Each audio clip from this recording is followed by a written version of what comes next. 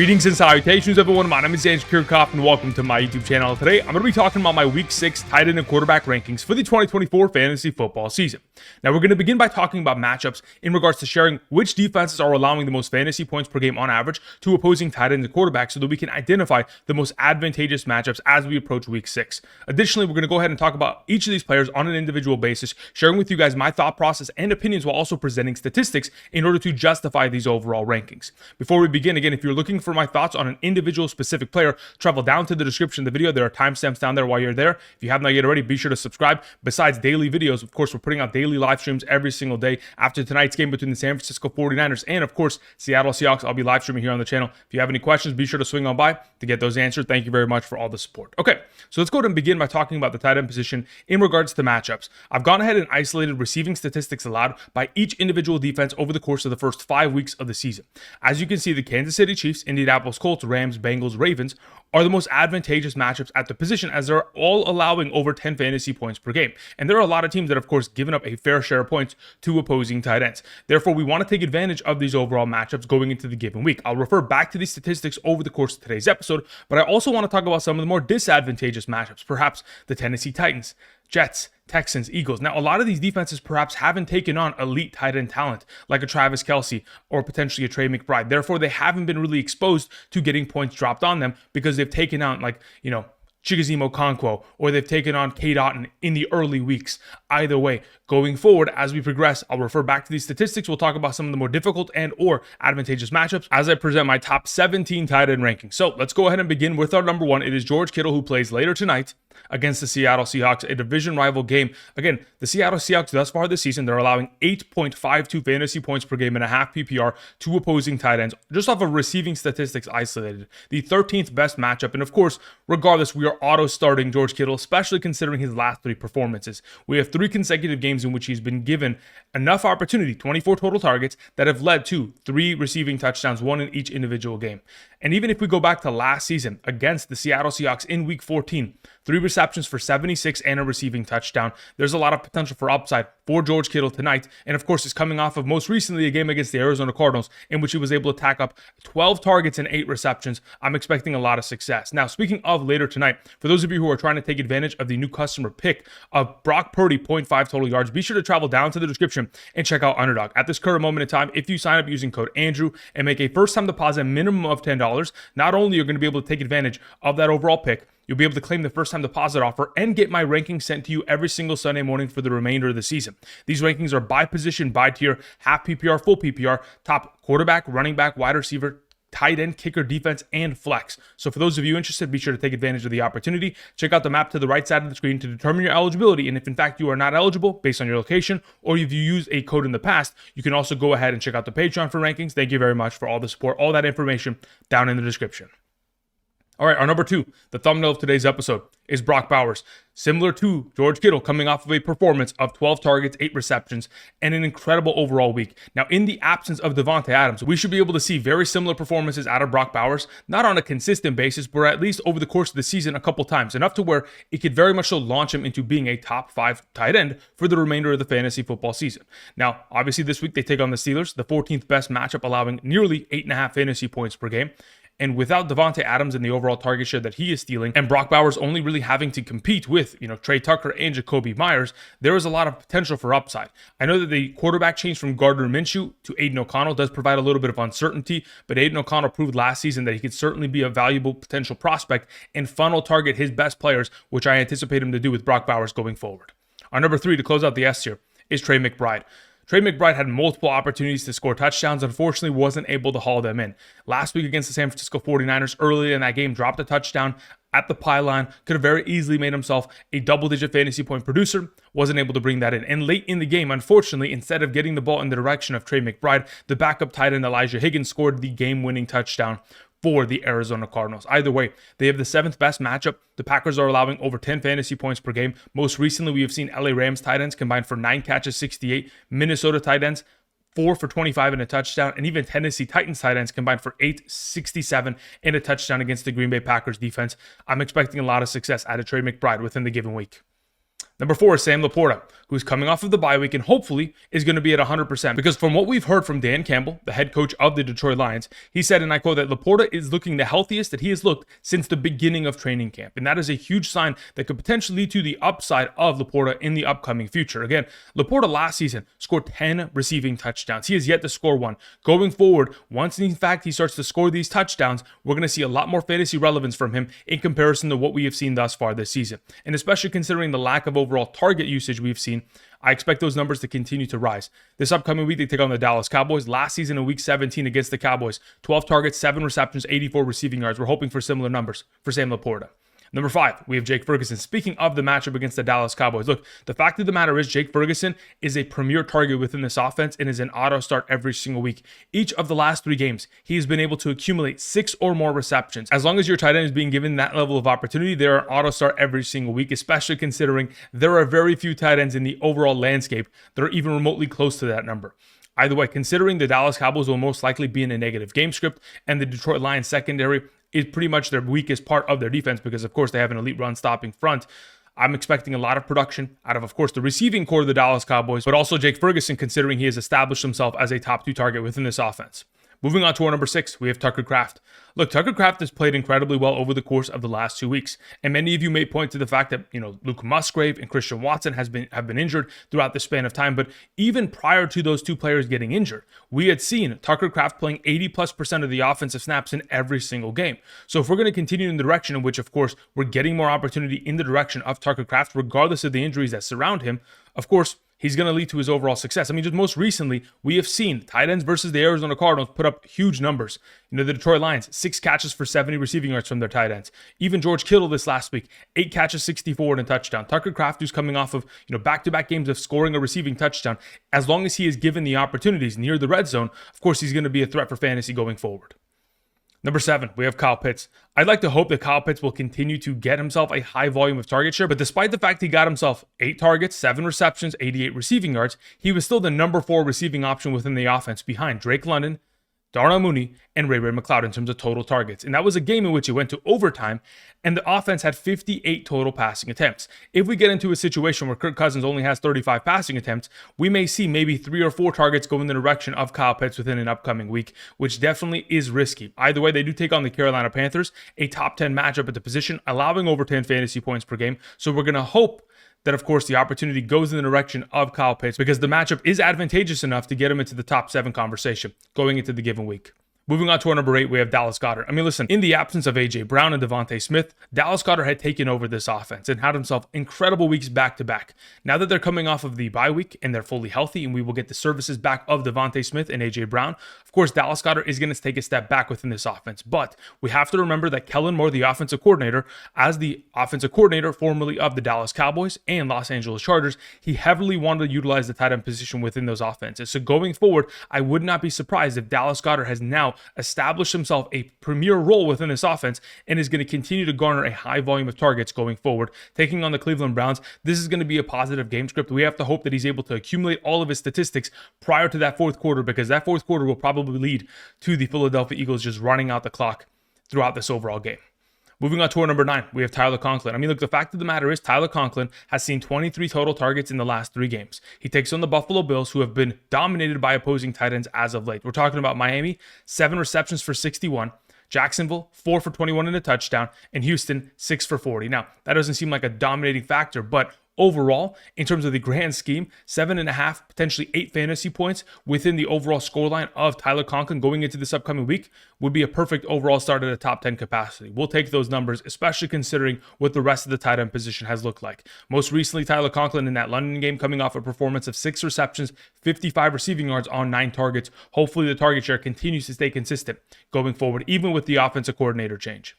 Moving on to our number 10. We have Dalton Kincaid. The Buffalo Bills and Josh Allen are probably coming off of arguably the worst offensive performance that they have had in the last couple seasons. Now, I don't expect Josh Allen to be putting up those kind of numbers every single week. 9 for 30 passing is absolutely ridiculous. But even in the 30 passing attempts, only 6 targets going in the direction of Dalton Kincaid isn't a pretty number when he's only making 2 receptions for 34. Obviously, going forward, taking on the Jets, it's not an easy matchup, but the Jets really haven't played against any great tight ends thus far this season. The tight ends that they've played against are Josh Wiley, Hunter Henry, Greg Dulcich, and Johnny Munt. That being said, Kincaid hasn't been a great tight end either, so this is pretty much a middle-of-the-pack matchup for both overall circumstances. We're just hoping that the opportunity share is going to be there in the direction of Kincaid in the absence of Khalil Shakir once again.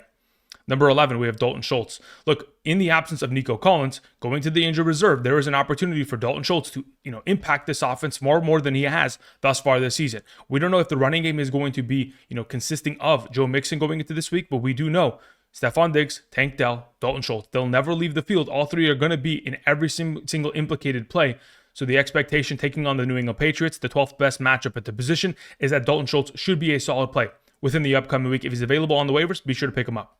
Moving on to our number 12, we have Pat Freiermuth. Coming off of back-to-back games of scoring or receiving touchdown is great, but unfortunately, we are seeing far too much overall utilization from the other tight ends within this offense, which does provide a little bit of variable kind of risk to the play of Pat Freiermuth. He's coming off of a performance in which he only had 3 targets, 3 receptions, 22 receiving yards. Yes, was able to tack on a potential, receiving touchdown, but without that receiving touchdown, he's outside of the top 20 tight end rankings. So even though it is a great matchup taking on the Las Vegas defense, I still have my hesitation in regards to starting Pat Freiermuth. That's why I've left him at number 12. He's on that fringe in terms of a top 12 capacity.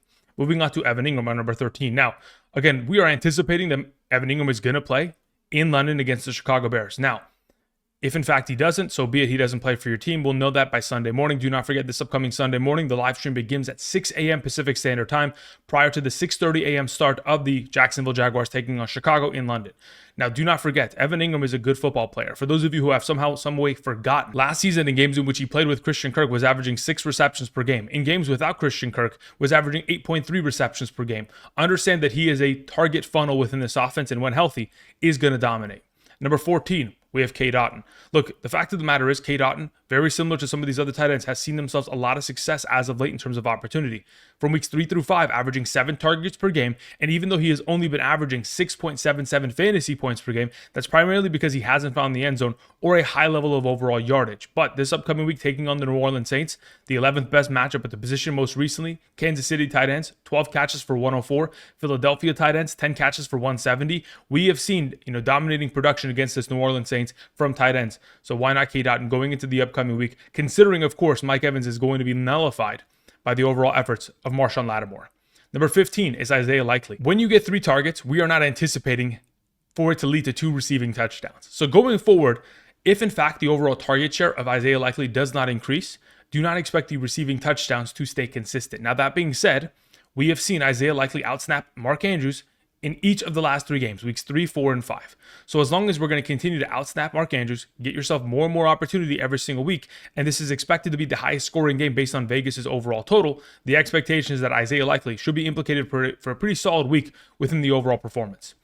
Number 16 is Cole Kmet. They do take on the Jacksonville Jaguars. The Jacksonville Jaguars defense cannot stop a soul, and they can't stop tight ends either. Most recently, Indianapolis Colts tight ends, 4 catches, 49 and a touchdown. Houston tight ends, 4 catches for 61. Buffalo tight ends, 4 catches, 48 and a touchdown. So pretty much we're anticipating somewhere between 50 to 60 receiving yards, and if he's able to score that variable touchdown, even better. If he's not able to, we'll find ourselves with probably 4 or 5 catches, 40, 50 receiving yards, and a pretty solid week at the number 16 overall position for Cole Kmet. The final tight end I wanted to mention is Mark Andrews. Finally showed some signs of life, 4 receptions for 55 receiving yards. Last Sunday, during the live stream, I said that I had a feeling that Mark Andrews would score a touchdown. Unfortunately, he didn't score a touchdown, but there were 3 receiving touchdowns too. Likely and Kolar within that offense. Both the other tight ends had scored a touchdown. Going forward, hopefully they're going to spread the love and hopefully in the direction of Mark Andrews. All right, let's continue on. Let's begin by talking about the quarterback position going into week 6 in regards to matchups. As you guys can see, based off quarterback passing statistics allowed, just off of passing yards, passing touchdowns, and passing interceptions, thus far this season, the Jacksonville Jaguars are the best overall matchup for our quarterbacks. I mean, again, 10 touchdowns allowed, 0 interceptions had. There is going to be a lot of potential upside for someone like Caleb Williams, even in a London game. Now, of course, the Baltimore Ravens just got torched by Joe Burrow. His 5 passing touchdown performance, an incredible overall game, really has skewed the numbers in the direction of making you think it may be an incredible matchup. Either way, this week we have to start Jayden Daniels because he's Jayden Daniels. He's played far too well thus far this season, but be careful. Then we have Kirk Cousins taking on the Carolina Panthers, another incredible matchup. The Colts, of course, we're not going to start Will Levis, but he could have himself a solid week. Wouldn't surprise any of us. I'm expecting Calvin Ridley to play relatively well within the overall performance. Either way, the Commanders, of course, another one of these great matchups. We'll talk about Lamar Jackson in just a moment, but just wanted to go ahead and present some of the more advantageous matchups going into the week while also presenting some of the more disadvantageous matchups. For example, the Chicago Bears have only allowed one passing touchdown to an opposing quarterback this season and have had 6 turnovers forced. Again, that is a huge number that kind of leans us away from never touching Trevor Lawrence within the upcoming week and being very careful in how we want to approach our upcoming quarterback play within the overall circumstance. All right, let's get into talking about my top 17 quarterback rankings for week 6, beginning with our number 1. Like I mentioned earlier, it is Lamar Jackson. Look, the fact of the matter is, yes, it's an advantageous matchup taking on the Washington Commanders, but we're talking about Lamar Jackson coming off of a 33.5-point fantasy performance. He is the first quarterback in NFL history to have multiple games of 300 passing yards, 50 plus rushing yards, and 4 passing touchdowns. And hopefully going into a matchup this week, which is anticipated to be the highest scoring game of the week with the 2 highest scoring offenses in the National Football League on a point per game basis, hopefully we're going to see Lamar Jackson light up this Commanders defense. Again, the 5th best matchup at the position. We have seen already thus far this season, Lamar Jackson get himself over 45 rushing yards in every single game. I'm anticipating a lot of success, and of course, he's an automatic start based on how incredibly well he has played thus far this season. Moving on to our number 2, Jayden Daniels. Like I mentioned earlier, thus far, we have seen the Baltimore Ravens give up the 2nd most fantasy points per game on average to opposing quarterbacks, but a lot of that overall production was done by Joe Burrow and, of course, Dak Prescott, mainly because both these quarterbacks had to fight throughout the entire game in order to try to either come back or maintain a lead. So going forward, if we're going to be in a negative game script and Jayden Daniels is going to be throwing the ball for majority of the game, understand that he's going to be extremely valuable because not only does he get it done through the air, but on the ground. Thus far this season, on a per game average, he's averaging 10.8 fantasy points per game just off of rushing statistics alone. Ridiculous numbers across the board, and considering the injuries to Brian Robinson Jr., Austin Eckler, and how those are potentially affecting them, it could lead to even more passing upside for Jayden Daniels and even more potential rushing upside in this overall circumstance against the Baltimore Ravens defense.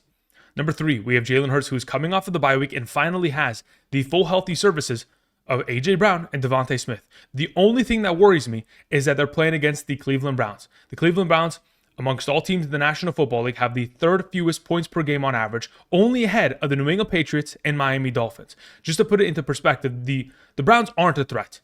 So once, in fact, the Philadelphia Eagles take a lead, they're going to potentially shut down the passing game, and they're just going to run the ball and the clock out in the second half of this overall contest. We're hoping that Jalen Hurts can produce enough overall fantasy upside within the first 3 quarters to where it doesn't matter whether or not he plays in the 4th.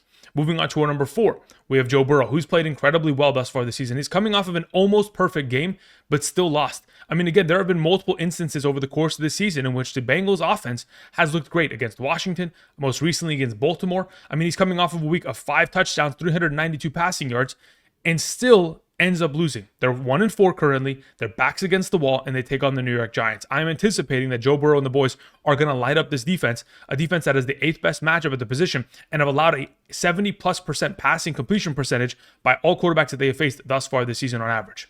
Moving on to our number 5, we have Kyler Murray. Finally, we're getting an expansion within the rushing upside game. Again, design runs are going to unlock the overall upside of Kyler Murray, and him keeping a quarterback, option and running 50 yards to the house and taunting the other team 40 yards away from the end zone. That is the Kyler Murray I want to see every single week. 7 rushing attempts for 83 rushing yards and a rushing touchdown. As long as we are getting that kind of upside, incredible. 4 of the last 5 games, he has had 45 or more rushing yards. That's pretty much a touchdown implicated within his overall scoreline, with even more potential for upside if he scores a touchdown in that overall category. Either way, they take on the Packers, the 7th best matchup at the position. I'm anticipating this Arizona Cardinals offense to continue to find success along with Kyler Murray. Number 6, speaking of the Packers matchup, we have Jordan Love. Jordan Love is coming off of 9 consecutive games of 2 touchdowns minimum. Again, this last week, even though the offense struggled at times, and Jordan Love's passing completion percentage over the course of the last 2 games hasn't been great, they take on the Arizona Cardinals. Thus far this season, they've allowed a 73% passing completion percentage to opposing quarterbacks on average. We're anticipating the best potential game from Jordan Love with the potential return of Musgrave, Dobbs, Watson, a lot of weapons available to him in which he can light up this Arizona Cardinals secondary that has struggled over the course of this entire season. Moving on to our number 7. That is right. We have Josh Allen at number 7. This may be the lowest I've ever had him. I mean, that's back-to-back weeks where we have Patrick Mahomes the lowest we've ever had him, had Josh Allen the lowest we've ever had him. This has been a very weird season to say the least, but he's coming off of a game in which he was 9 for 30 passing. And it can be argued that he was concussed in that game and still played. Nonetheless, the only issue that I have isn't his pass performance. is that the fact that they take on the New York Jets. With the coaching change, typically in NFL history, whenever there's a coaching change, that team gets a pretty big boost of overall upside and typically end up winning those games. If that's going to be the case, Josh Allen could be in a little bit of trouble going into the upcoming matchup. The rushing upside that he provides is still going to keep him afloat, and he's still going to be a solid play. I mean, I have him at my number 7. I'm not telling you to bench him in any capacity, but if you have an alternative option that is somehow better, then sure. But if not, you auto start Josh Allen because, of course, he's a great player. The last time I took on the New York Jets last season, 275 passing yards, 3 passing touchdowns, and of course blew out the Jets. Is it going to be that easy this time around? Probably not, but we're hoping for his overall success. Number 8, we have Baker Mayfield. Look, Baker Mayfield continues to dominate every single performance. I mean, thus far this season has been great, coming off of a week in which he had 40 rushing yards and 3 passing touchdowns on a 79.2% passing completion percentage. Now he takes on the Saints without Derek Carr. This should be a cakewalk for this team. Not only that, the New Orleans Saints matchup has been very favorable for him. Last season in the 2 games, Week 4 against New Orleans, 246 and 3 passing touchdowns for 22.9 fantasy points. And Week 17 against New Orleans, 309 passing yards, 2 passing touchdowns for 16.3 fantasy points. He's an auto start going into the week. Moving on to our number 9, we have Kirk Cousins. Like I mentioned earlier, taking on the Carolina Panthers is the 3rd best matchup at the position. They've allowed a lot of touchdowns to opposing quarterbacks thus far this season, and I don't think it stops this week. Again, we're talking about Kirk Cousins, who's coming off of a career high in terms of total passing attempts with 58 and passing yards with 509, 4 passing touchdowns, and now we are approaching Kirktober. Over the course of 2020 to 2024, in games in which Kirk Cousins has started in the month of October, averaging 275 passing yards and 1.82 passing touchdowns per game, if he's going to get himself 275 passing yards, 2 passing touchdowns, we're talking about the potential in which he's able to get himself 19 plus fantasy points within the upcoming matchup at a base minimum. Moving on to our number 10, we have Justin Fields. So the fact of the matter is, as it currently stands, Justin Fields better start winning games. And luckily, he takes on the Las Vegas Raiders this week because, again, he definitely needs to capture a victory, mainly because Russell Wilson is in the wings, potentially vying to take his job away. Now, obviously, the Las Vegas Raiders matchup is very much so advantageous. We just most recently saw Bo Nix score 23.1 fantasy points against them last week. The Raiders are the 11th best matchup at the position in terms of passing yardage through the air and all those statistics. But on top of it, Justin Fields always has the rushing upside if he's able to accommodate his overall performance with more rushing upside, potentially even a touchdown. Certainly a top 10 option within the upcoming performance. Moving on to our number 11, speaking of rushing upside, I mean, we have Daniel Jones, who's coming off of a week in which he had 11 attempts for 38 rushing yards. Not the greatest overall rushing yard count, but that's pretty much a touchdown in terms of his overall numbers. Not only that, when we talk about his last, 3 of the last 4 performances consisting of 2 or more passing touchdowns, the fantasy numbers are great. 18.3, 19.4, 22.08. On top of the fact that he takes on the Cincinnati Bengals, which is a top-tier matchup at the position, who have allowed a 33.4 fantasy point performance, 15.7, and a 28.06. There is a lot of upside for Daniel Jones, who is coming off of hot performances as of late to continue his successful streak. Taking on a defense like the Cincinnati Bengals should be a cakewalk. On top of that, we're going to hope that Neighbors is active. If in fact he's not, I'd potentially downgrade Daniel Jones a little bit, but not to the extent to where I'm not starting him this upcoming week. Number 12, we have CJ Stroud. Now, the only issue that we have with CJ Stroud in the overall matchup is that there's no Nico Collins, and they play the Patriots. Not to say that the Patriots are a tough matchup, but to say that they're playing the Patriots. The Patriots are the lowest scoring offense, and even with a quarterback change, they may maintain as the lowest scoring offense in the National Football League. So if in fact this game gets out of hand relatively quickly and it doesn't potentially lead to CJ Stroud accumulating a high fantasy point total, do not be surprised. But over the course of the last 2 weeks, in the absence of a running game, back-to-back games of 300 plus passing yards, hopefully he's able to get himself 300 passing yards, 2 passing touchdowns, and have himself a solid overall performance within the week at a top 12 capacity. Moving on to our number 13, we have Brock Purdy. Look, the fact of the matter is, he has a lot of weapons at his disposal. And even though he hasn't been able to take advantage of the free yardage that he used to get out of dumping it off to Christian McCaffrey, as of right now, George Kittle's played well. Brandon Ayuk has shown signs of life. And now it's time for Deebo Samuel to have himself a huge performance. Of course, look, the San Francisco 49ers have the Seattle Seahawks number. We're just hoping for this to be a competitive back and forth matchup in order to allow for Brock Purdy to get multiple touchdowns within this overall game and have himself a significantly better performance than what he put up most recently against the Arizona Cardinals. Now, on the topic of this overall game, I wanted to continue to talk about Geno Smith, a guy that has been incredible over the course of the last couple weeks. Even though he isn't scoring consistent touchdowns, his rushing yardage totals have saved his overall season as of thus far. And as long as those numbers are going to be implicated in a matchup in which they should be in a negative game script, he should be throwing for majority of the game and has the weapons to be able to compete and, of course, potentially even outproduce Brock Purdy within the upcoming matchup. It'll just depend on how the script goes in terms of the overall scoring between these two teams and who takes the early lead. Moving on to our number 15, Caleb Williams. I honestly think that Caleb Williams could arguably be our number 13 based on the fact that they do take on the Jacksonville Jaguars, by far and away the easiest matchup at the position. Like we mentioned again, 10 touchdowns allowed and not a single interception to opposing quarterbacks. So if, Caleb Williams is going to continue to be as potent as he has been over the course of the last couple weeks, the running game is going to stay consistent. And even though this is a London game, we should see Caleb Williams 250 passing yards, 2 passing touchdowns, a solid overall performance within the upcoming week. I mean, again, this offense is coming off of a game in which they scored 5 offensive touchdowns against Carolina. Should be able to score very similar potential touchdown total this upcoming week against Jacksonville. Hopefully the London overall experience doesn't kind of put them on tilt and force a lackluster performance because of the overall situation. Moving on to our number 16, and you know what? I'm going to talk about our number 17 while we're at it. Listen, both these quarterbacks are very much so capable of being far better than number 16 and 17. The only reason that Jared Goff sits at 17 is because there is far too much variable risk for David Montgomery and Jahmyr Gibbs to steal touchdowns and kind of sap away value, despite the fact that Jared Goff is coming off of a game most recently of 18 completions on 18 passing attempts, an unbelievably legendary performance. There is still a lot of variable risk. On the other end, we have Dak Prescott, who is going to be in a negative game script in a positive overall matchup, taking on a Detroit Lions secondary, which is their biggest weakness as a defense. So I'm anticipating Dak Prescott to continue to air it out, get his yardage, and of course, hopefully score some touchdowns. And based on Vegas's overall total, it's the second highest implicated scoring game within the overall week. We're hoping for a shootout in which it elevates both these quarterbacks' value within the upcoming contest. Now, before we close out today's video, I want to thank you guys for, of course, watching first and foremost, but we'll go ahead and conclude by putting together a pick'em slip via Underdog Fantasy really quickly. I'm going to pop it up on screen. This is the pick that I wanted to suggest going into tonight's game via Underdog. It is the following. So we have Deebo Samuel going higher than 0.5 rushing yards in the first quarter. That is by far and away the sketchiest play of this overall pick'em entry. Now understand, if you want to kind of avoid the risk, do not take that number and just go with the DK Metcalf and Jordan Mason overall numbers. And I'll tell you why. Jordan Mason over the course of this season, in terms of rushing yards, has had 89, 77, 123, 100, and 147. Has been able to surpass that number of 69.5 every single game this season. It is a top 5 matchup taking on the Seattle Seahawks. DK Metcalf, 8.5 receiving yards in the first quarter. Thus far this season, in the 5 games he has played, 4 of them, he's been able to surpass them. And in fact, all 4 of those games being the last 4 weeks. 14, 39, 93, and 56 receiving yards in the first quarter. We'd anticipate that, DK Metcalf is able to surpass 8.5.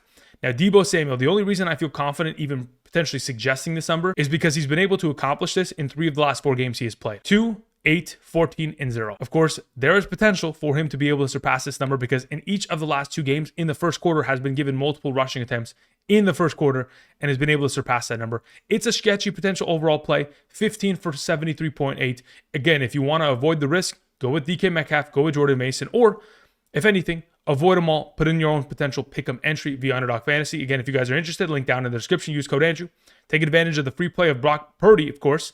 Maybe the best play overall is like Brock Purdy, DK Metcalf, Jordan Mason. Those are the 3. You avoid Deebo Samuel, maybe put him in with a potential $5 entry somewhere else with another potential play.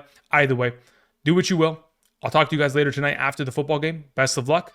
And until next time, I'll see you guys. Peace.